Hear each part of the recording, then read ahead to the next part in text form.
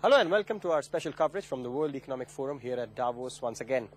Day 2 was a bit more serious with high-pitched battles of ideas and exchange of policies which are not really playing out in a perfect sync in the global arena.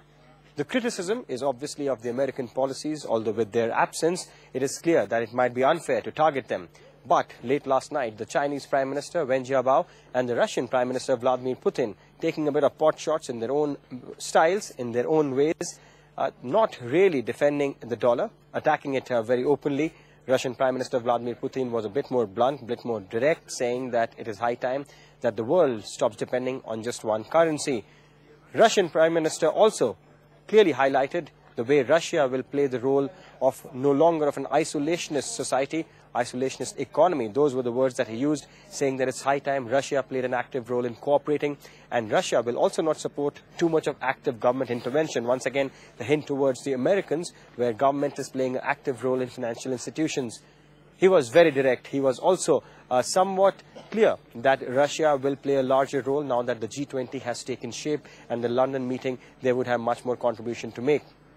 The Chinese Prime Minister Wen Jiabao almost surprised everyone by talking about the high growth rate that his economy will still achieve. That's what he claims, 8%. China will grow at 8%. That did surprise people because a lot of estimates here are doing the rounds of in the range of 4 to 6%.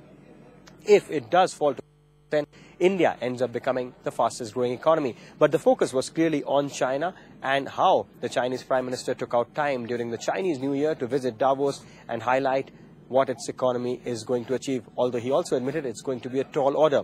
So between Vladimir Putin and the Chinese Prime Minister, there was a bit of America bashing.